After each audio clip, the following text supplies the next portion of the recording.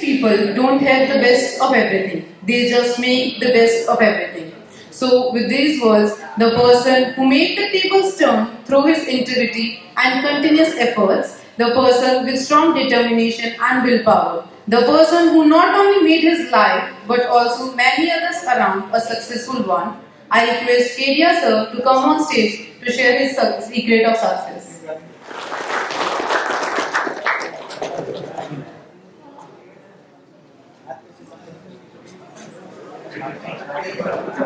Congratulations to you all. Today we have successfully completed 28 years of our existence and we are celebrating our 29th foundation day. कितने साल हम लोगों ने निकाले, काम करते हुए निकाले और फ्यूचर में एक बहुत बड़ा माइलस्टोन हम लोगों को अचीव करना है, जिसके बारे में मैं बताऊंगा। लेकिन उससे पहले मैं हमारे चीफ गेस्ट श्री सुभाष गर्ग साहब का वेलकम करना चाहूंगा। मेरे को चूंकि सिस्टम ये था कि उनको मेरे बाद में बोलना था, लेकिन चूंकि समय बहुत कम, इन्होंने हमें कृपया समय अलॉट किया था, तो वी प्रीफर्ड कि पहले इनका वक्तव्य हम सुन लें, उसके बाद मैं बोलूंगा। मैंने रिक्वेस्ट की सर आप रुक जाओ, मैं थोड़ी देर बोलूंगा, तो मैं बहुत बहुत आभारी हूँ सर आपका, आपने मेरी बात मानी। तो मैं आपका वेलकम करना चाहता हूँ, हमारे चीफ गेस्ट ऑफ ऑनर का वेलकम करना चाहता हूँ। हमारे जो ब्रांच पार्टनर्स हैं, ब्रांच पार्टनर्स में विष्णु सुल्तानिया जी हमारे बीच में आए हुए हैं, दीपक कुलचान जी आए हुए हैं, रचना गुप्ता हमारे बीच में प्रेजेंट हैं, इनका मैं स्वागत करना चाहता हूँ। हमारे जो अभी मोटिवेशन पर जो स्पीच देंगे, जो मोटिवेशन पर बोलेंगे, गोविंद मिश्रा जी, ये मैंने एक बार फोन किया और उन्होंने इमीडिएटली मेरे इनविटेशन को एक्सेप्ट कर लिया कि केडिया जी आई विल कम। मैं आपका बहुत आभारी हूँ सर, मैं आपका वेलकम करता हूँ। ये जो 28 साल हमने गुजारे, 29वें साल में हम हैं, ये सक्सेस हमने जो अचीव किया ये एक दिन में नहीं हुआ, 28 साल लग गए। मैं बात कर रहा हूँ सर 1988 की, जब मैंने सीए क्वालिफाई किया था along with cost accountancy, chartered costing के साथ में क्वालिफाई किया था। 4 जुलाई 1994 को मैंने जीके केडिया एंड कंपनी की स्थापना की थी और एक पेइंग गेस्ट एकोमोडेशन से स्थापना की थी जीके केडिया एंड कंपनी की। अकेला काम करता था, वहां से मैं चला। मैं रविंद्रनाथ टैगोर की उस लाइन पर बहुत विश्वास करता हूँ, एकला चलो रे, आप अकेले आगे बढ़ोगे तो आपके साथ एक पूरा का पूरा कारवां जमा हो जाएगा, और वो इनफैक्ट मेरे साथ हुआ। I came Delhi for doing my IAS from Calcutta. 1989 में मैं आईएएस करने के लिए आया था और मैं एक यहाँ पर सीए फर्म में एस्टैब्लिश हो गया। ये एक बहुत लंबी सफर हमने अचीव करी है। जब अकेला मैं काम करता था, काफी समय तक मैं अकेला ही काम करता था, लेकिन आज के दिन मेरे को ये कहते हुए गर्व हो रहा है कि 108 स्टाफ मेंबर्स, टीम मेंबर्स हमारे फर्म में आज के दिन काम कर रहे हैं। चूंकि institute of chartered accountants of India का मैं इलेक्शन कंटेस्ट कर चुका हूं और नॉर्थ इंडिया में 75,000 चार्टर्ड अकाउंटेंट हैं, इलेक्शन कंटेस्ट करते हुए मैं एक चार्टर्ड अकाउंटेंट्स के ऑफिस में जा चुका हूं। I have seen the average capacity of a chartered accountant firms to hire a employ is around 10 to 15। 10 से 15 लोग एक सीए फर्म में नॉर्मली होते हैं। 108 स्टाफ, मैं अपने आप पर घमंड नहीं कर रहा, ये मैं एक अपना अचीवमेंट को सेलिब्रेट करना चाहता हूँ कि इतने लोग इंक्लूडिंग आरटी कलर्स हमारे यहाँ काम करते हैं, मुझे बहुत अच्छा लगता है। इनफैक्ट कुछ समय पहले मैं हमारे एचआर को बोल रहा था कि मेरी इच्छा है कि हम लोग 100 को एक्सीड कर जाएंगे, 100 को एक्सीड कर जाएं, लेकिन हमने 108 आज के दिन पूरा कर लिया है। और ये मेरी जो तमन्ना थी कि हम लोग जब पिकनिक मनाने के लिए बस में जाते हैं, पहले एक बस में जाते थे पिकनिक के लिए, उसके बाद 2 बस में जाते थे। अब मैंने कहा कि हमारी तमन्ना क्या हम 3 बस में भर के जाएं, तो वो तमन्ना इस बार मेरी पूरी होने वाली है। मैंने जब फर्म एस्टैब्लिश किया तो मैं हेनरी फेयोल के जो 14 सिद्धांत हैं मैनेजमेंट के, उन 14 सिद्धांत को मैंने पूरी तरीके से फॉलो किया। मैंने 14 सिद्धांत को याद किया था इस तरीके से कि दादू अस आरसी सोएसी सब एब्रिविएशन था, दादू से डिवीजन ऑफ वर्क, ए से अथॉरिटी एंड रिस्पांसिबिलिटी, इस तरीके से 14 का पूरा है, डिसिप्लिन है, यूनिटी ऑफ कमांड है। तो इस तरीके से और सारी की सारी चीजें हमने जीके केडिया एंड कंपनी में इंकॉर्पोरेट करी, इनकलकेट करी। हमने अपना रूल्स एंड रेगुलेशंस जो बनाया, जो बच्चे जब काम कर रहे होते हैं, टीम मेंबर जब ऑफिस में काम कर रहे होते हैं, उनको रूल्स एंड रेगुलेशंस बहुत टफ लगता है। इवन 1 सेकंड भी आप लेट हो जाते हो, 1 मिनट भी लेट हो जाते हो, 1/4 सैलरी आपकी कट जाती है। इतना tough regulation GK Kedia and company का है। जो discipline, highest level of discipline जो हो सकता है वो जीके केडिया एंड कंपनी में जो रूल्स एंड रेगुलेशंस में है। लेकिन हम लोग इसके बावजूद भी बच्चों को, स्टाफ मेंबर्स को इस तरीके से रखते हैं जिस तरीके से कुम्हार जब घड़ा बनाता है तो वो ऊपर से चपेटे दे रहा होता है, पीट रहा होता है उसको शेप देने के लिए, लेकिन एक हाथ से उसको वो संभालना होता है कि कहीं ये टूट नहीं जाए। इसी तरीके से हम लोग जीके केडिया एंड कंपनी में हर एक बच्चों का ध्यान रखते हैं। एक बार जब वो जीके केडिया एंड कंपनी का पार्ट एंड पार्सल हो जाता है तो हम कोशिश करते हैं कि वो हमारे परिवार के साथ मिल के चले, हमारे परिवार का एक भाग बन के काम करे और उसको किसी तरह की कोई प्रॉब्लम नहीं हो। अगर प्रॉब्लम होती है तो हमारी सबकी प्रॉब्लम है। इसलिए हमने महसूस किया कि घर वही आगे बढ़ता है। घर में जाइए जहाँ चहचहाते हुए बच्चे हंसते हैं, बुजुर्ग वहाँ पे हंसते हुए मिलते हैं आपको। उसी तरीके से किसी ऑर्गेनाइजेशन में आप जाइए, स्टाफ हंसते हुए काम करें वहां पर, ऐसा ऑर्गेनाइजेशन में चाहता हूँ। और हमारे यहाँ ऐसा ही होता है। Each and every person in our staff members जितने भी हैं हमेशा हंसते हुए मिलेंगे। जो एक्सप्लॉइटेशन जो होता है उसको हमने कंप्लीटली रूल आउट कर दिया है हमारे ऑर्गेनाइजेशन में। सर आप ऑब्जर्व करेंगे जितने भी स्टाफ मेंबर्स यहाँ पर हैं सब दिल से काम कर रहे हैं। ये फंक्शंस भी जो ऑर्गेनाइज हुआ है सब स्टाफ मेंबर्स ने ही ऑर्गेनाइज किया है। मेरे को केवल सूचना दी है कि सर हम ये करेंगे, सर हम ये करेंगे। मिनट्स टू मिनट्स प्रोग्राम भी सब इन्हीं लोगों ने बनाया है। ये सिस्टम जो हमने एस्टैब्लिश किया, मैं ये अपना एक बहुत बड़ा अचीवमेंट मानता हूँ, because I believe in delegation of authority. मैं हमेशा डेलीगेशन, जैसे स्पैन ऑफ कंट्रोल हम पढ़ते हैं, स्पैन ऑफ कंट्रोल में एक व्यक्ति 5 व्यक्ति को कंट्रोल कर सकता है, डायरेक्टली 10 को कर सकता है, उससे ज्यादा नहीं कर सकता। लेकिन फर्दर जो 10 है वो फर्दर 10 को कर सकता है, वो फर्दर 10 है वो 10 को कर सकता है। I believe in span of control, delegation of authority and responsibility. उस तरीके से हमने किया और उसी का नतीजा है कि हमारे ऑफिस में बच्चे हमेशा हंसते हुए आपको नजर आएंगे, दिल से काम करेंगे। हमारे जो पीक मंथ्स जो होते हैं, पीक मंथ हमारा जुलाई से शुरू हो जाता है, जुलाई अगस्त सितंबर अक्टूबर। ये पीक मंथ क्यों होता है कि इंडिविजुअल की रिटर्न फाइल करने की डेट जो होती है जुलाई होती है, उसके बाद में कंपनीज की रिटर्न की डेट सितंबर होती है, असेसमेंट का टाइम बाइंग भी सितंबर होता है, आज से सितंबर कर दिया गया है, टैक्स ऑडिट रिटर्न फाइल करने की समय जो होता है वो अक्टूबर कर दिया गया है, और ट्रांसफर प्राइसिंग की जो ऑडिट फाइल होती है उसको नवंबर कर दिया गया है। तो ये बच्चे 8 घंटा बैठना हो, 10 घंटा बैठना हो, पूरे के पूरे लोग अपने तरीके से समय लगाते हैं और सारा काम समय पर पूरा करते हैं। तो हमारा रूल्स एंड रेगुलेशंस टफ है, बहुत टफ है। मैं तो कहता हूँ इतना टफ है कि जब इंटरव्यू के लिए बच्चे आते हैं उनको पहले बता देते हैं you just go through rules and regulations, और इसमें 50% बच्चे वापस चले जाते हैं। हमें भी पता है कि बच्चा एक बार भीतर आ गया हमारे पास तो he will become part and parcel of the team, और उसके बाद वो घर के मेंबर जैसे ही रहेगा। आपने हमारा कोटेशन देखा होगा sir, talent means games but team work means championship. I believe in team work. अगर मैं टैलेंट, अगर मेरे में है, मैं इनकम टैक्स अपीलेट ट्रिब्यूनल में जज बना, मैंने वहां पे काम किया, ये मेरे टैलेंट के बल पर था कि आई वाज सिलेक्टेड, मेरा सिलेक्शन भी हो गया, वहां पर मैंने काम भी किया और मैं खुद ही रेजिग्नेशन देके वापस आ गया। लेकिन I wanted to achieve something else. ये मेरी जो टीम है, इस टीम के बेसिस पर मैं कुछ और मंजिल प्राप्त करना चाहता हूँ, और वो मंजिल जैसे हमारे चीफ गेस्ट साहब ने भी कहा कि हमारा जो सपना है, ये बात कहां से आई। 1 जुलाई 2017 को जब जीएसटी डिसीजन एप्लीकेबल हुआ था, उस दिन सीए इंस्टीट्यूट का प्रोग्राम भी था, क्योंकि सीए डे 1 जुलाई को मनाया जाता है। उस दिन नरेंद्र मोदी जी हमारे प्रोग्राम में आए थे, सीए इंस्टीट्यूट के प्रोग्राम में आए थे। उन्होंने अपनी एक भीतरी इच्छा, दिल की इच्छा कही कि बिग 4 का कंसेप्ट तो है, लेकिन I want there should be big 8, और जो रिमेनिंग 4 लोग जो हैं वो भारत से आने चाहिए। लेकिन केवल चाहने से चीजें नहीं होती है, करने से होती है। आप एक कदम आगे बढ़ाओ तभी आप मंजिल तक पहुंच पाओगे। जो घर से निकला ही नहीं उससे मंजिल मिल भी नहीं सकती है। तो ये जो चीजें हैं, ये सारी चीजें मिली जुली हैं। जैसे हम बिग 4 का सपना अचीव करना चाहते हैं, हमारे चीफ गेस्ट साहब ने भी कहा कि उसके लिए बहुत कुछ अचीव करने की जरूरत है, बहुत कुछ चेंज करने की जरूरत है। बिग 8 में जब हम जाना चाहते हैं, जो ये क्लब है, बिग 8 का जो क्लब है उसमें हम जाना चाहते हैं, तो उसके लिए जो चीजें करने की जरूरत है वी आर ऑलरेडी डूइंग। उसका जो रोड मैप है, उस रोड मैप पे हम लोग जा रहे हैं। और वो समय दूर नहीं है, हो सकता है 5 साल लग जाए, उसमें 10 साल लग जाए, वो समय दूर नहीं है।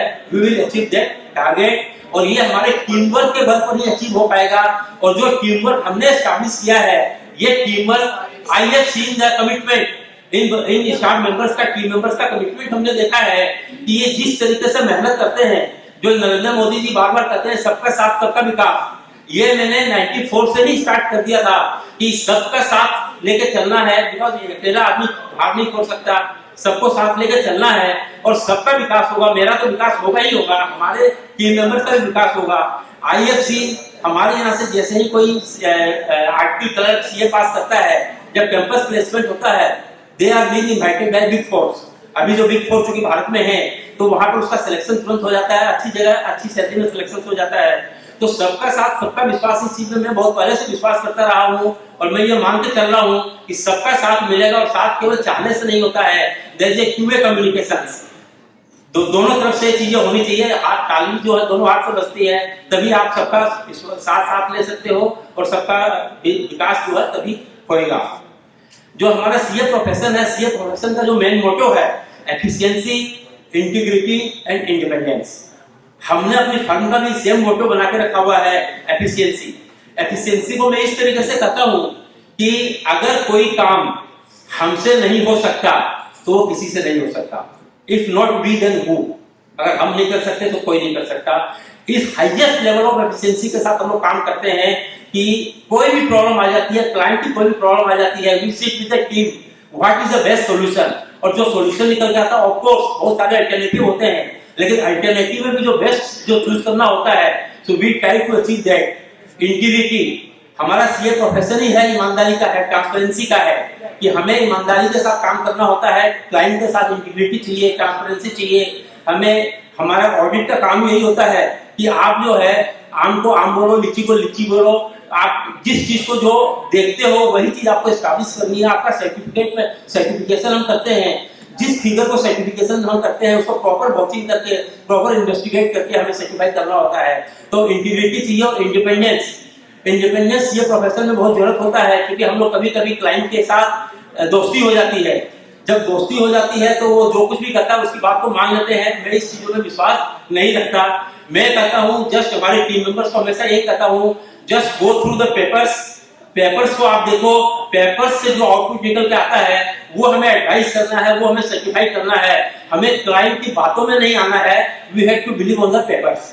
तो ये हमारा मेन मोटो हमेशा से रहा है और इस मोटो को हम लोग हमेशा से फॉलो करते आए हैं। मैं तो कहता हूँ जहां पर ये तीनों चीजें रहती हैं, लक्ष्मी का वास भी वहीं पर होता है। बेईमानी के साथ हम आगे नहीं बढ़ सकते, थोड़े समय तो हम चल सकते हैं, लेकिन बहुत आगे तक हम लोग जो अल्टीमेट जो मंजिल होती है वो हम नहीं अचीव कर सकते। तो ये तीनों जो मोटो है, हमारा मोटो है, हम इसको अचीव करना चाहते हैं। अभी जो अवार्ड डिस्ट्रीब्यूशन सर आपने देखा, अवार्ड डिस्ट्रीब्यूशन का एक बहुत कठोर यार्डस्टिक बनाया गया है, काफी टफ यार्डस्टिक है। जो बच्चे चुन के आए हैं बेसिकली दे आर डायमंड्स, जो जिनका जो लिस्ट में नाम जिनका आ गया, जो सिलेक्शन फाइनल अवार्ड भी नहीं मिला लेकिन नॉमिनेट हो गए, वो भी अपने आप में अचीवर्स हैं, उन्होंने भी बहुत कुछ अचीव किया है। लेकिन जो फाइनली जो सिलेक्ट होकर आए हैं उनका हमने स्टैटिस्टिक्स का कंसेप्ट है sir, mean, median and mode. In fact हम लोग जो है पहले इंडिविजुअल असेसमेंट होता है, हर एक बच्चा अपना इंडिविजुअल सेल्फ असेसमेंट करता है, उसके बाद उसका टीम का जो सीनियर होता है वो असेसमेंट करता है। Then we have incorporated a management team in the company consisting of 5 persons. उन वो पांचों पर्सन उसको असेस करते हैं। फिर ये तीन जो डाटा होते हैं, तीनों डाटा का हम लोग एवरेज निकालते हैं, उस एवरेज का भी सुपर एवरेजिंग किया जाता है। उसके बाद बच्चों को, इसीलिए मैंने कहा था पहले कि 0.25% का 0.10% से भी फर्क हो जाता है इनका, और बच्चे आगे, कुछ बच्चे आगे निकल जाते हैं जिनको 0.10% मिला है। सेम नंबर आने से हम लोग कंबाइंड जॉइंट अवार्ड दे देते हैं। तो अवार्ड डिस्ट्रीब्यूशन में हमने एक कंसेप्ट बताया कि मैनेजिंग पार्टनर चॉइस अवार्ड है, जो हमें लगता है कि बच्चा इंपॉर्टेंट है, टीम मेंबर इंपॉर्टेंट है, लेकिन उसको अवार्ड मिलना चाहिए था, लेकिन नंबर सिस्टम पे चूंकि वो नहीं आया था तो उसके साथ हम लोग छेड़छाड़ नहीं करते। एक और बहुत इंपॉर्टेंट चीज है, जब हम लोग डिस्ट्रीब्यूट करते हैं सेल्फ अप्रेजल के लिए, उसमें साफ लिखा हुआ रहता है क्लिनिकल कोरिलेशन में बी डन। क्लिनिकल कोरिलेशन में बी डन का मतलब ये हुआ कि कभी कभी बच्चा क्या करता है, अपने आप को जो स्टाफ है हर एक चीज में 100 नंबर दे देता है, 100% नंबर दे देता है। 100 नंबर देने से सुपर एवरेजिंग जब हम करते हैं तो उसका नंबर ज्यादा हो जाता है। जब नंबर ज्यादा हो जाता है और इनफैक्ट हम प्रैक्टिकल लाइफ में देखते हैं कि उस बच्चे का परफॉर्मेंस उस तरीके का इनफैक्ट नहीं था, लेकिन नंबर बता रहे हैं कि उसको उस तरीके का नंबर के हिसाब से अवार्ड मिलना चाहिए। So we do the monitoring, वहां पर हम सेल्फ मॉनिटरिंग करते हैं और ये पावर केवल मैनेजिंग डायरेक्टर को, मैनेजिंग पार्टनर के पास ही है। केवल अपने लेवल पे मैं कर सकता हूं, जो फाइनली मैं देखता हूं, और वहां पे हम क्लिनिकल कोरिलेशन करते हैं कि अगर वो उसको अचीव नहीं कर सकता है तो उसको नाम हम लोग हटा देते हैं। कहने का मतलब ये हुआ कि जो बच्चे चुन के आते हैं दे आर इनफैक्ट डायमंड, और वो बहुत मेहनती बच्चे हैं। उन सबको मैं, जो विनर्स हैं और जो नॉमिनेट भी हुए हैं, सबको मैं बहुत बहुत बधाई देना चाहता हूँ, क्योंकि आप लोगों ने बहुत मेहनत करी है इस टारगेट को अचीव करने के लिए।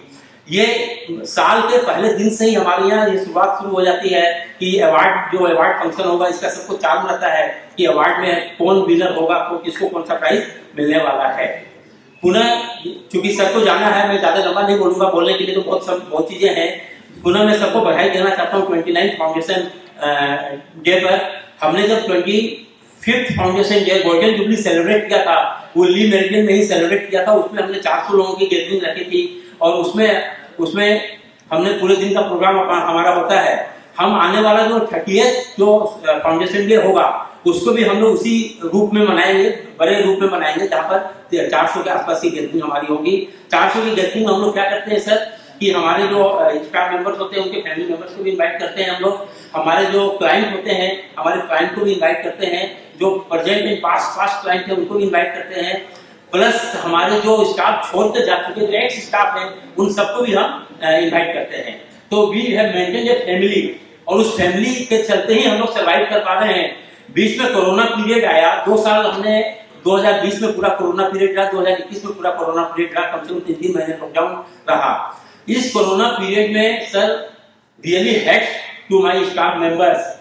लॉकडाउन के पीरियड को छोड़ के जब कंप्लीट लॉकडाउन था, जब बसें भी नहीं चलती थी, आप घर से बाहर नहीं निकल सकते थे, every staff has attended the office. हमने वर्क फ्रॉम होम नहीं किया, हर एक स्टाफ मेंबर ऑफिस में आता था, ऑफिस में काम करता था। क्योंकि इनकम टैक्स डिपार्टमेंट खुला था, गवर्नमेंट डिपार्टमेंट खुला था, क्लाइंट फोन पे हमारे पास अवेलेबल थे, तो सारे स्टाफ मेंबर ऑफिस में आए हैं। और हमने स्टाफ मेंबर की सैलरी हमारी जो है महीने की जिस 7 तारीख को जाती है 7 तारीख को ही गई है, और सैलरी हमने किसी की भी रिड्यूस नहीं करी। जो लोगों ने 50% रिड्यूस कर दी थी, हमने किसी की भी सैलरी रिड्यूस नहीं करी। सो अपने आप में भी हम लोग एक highest level of standard maintain करना चाहते हैं, और हम स्टाफ से भी वही एक्सपेक्ट करते हैं कि वो मेंटेन कर रहे हैं। पुनः सबको बहुत बहुत बधाई। और मैं हमारे चीफ गेस्ट का, हमारे गेस्ट ऑफ ऑनर का, हमारे जो पार्टनर्स आए हैं, पार्टनर्स का, हमारे मोटिवेशन के स्पीकर है, पुनः मैं बहुत बहुत धन्यवाद देना चाहूंगा कि अपने बहुमूल्य समय में से थोड़ा सा समय निकाला। और सर मैं आपके साथ फ्यूचर में भी रिलेशन मेंटेन करना चाहूंगा, मैं आपके पास आता रहूंगा, आपसे बहुत कुछ सीखने की जरूरत है। सर ने एक किताब लिखी है, सर ने वो किताब मैंने उस दिन इनसे मांगा नहीं, क्योंकि पहली बार मिला था। I have a copy of that, बहुत अच्छी किताब लिखी है। और सर ने एक अपनी इच्छा जिज्ञासा जाहिर की है कि जब भी बजट आता है, बजट में जो फिगर्स रहते हैं, एक सामान्य व्यक्ति उसको नहीं समझ पाता, तो बजट पे सर एक किताब लिखने वाले हैं, और वो उसमें सामान्य लेवल की लैंग्वेज में किताब लिखने वाले हैं, ताकि सबको समझ में आ सके कि बजट क्या होता है। Budget is important to me because पिछले 10 से 15 सालों से ऑन एवरी बजट डे सवेरे 8 बजे से लेकर रात में 9 बजे तक मैं टीवी चैनल में ही होता हूँ और बजट को एक्सप्लेन कर रहा होता हूँ टीवी चैनल से। तो बजट से मेरे को काफी लगाव है, और सर बजट पर ही ये किताब लिखना चाह रहे हैं। सर आपको बहुत बहुत बधाई हो, और वो किताब जो आप लिखेंगे कॉपी उसकी भी मैं आपसे सबको बहुत बहुत धन्यवाद।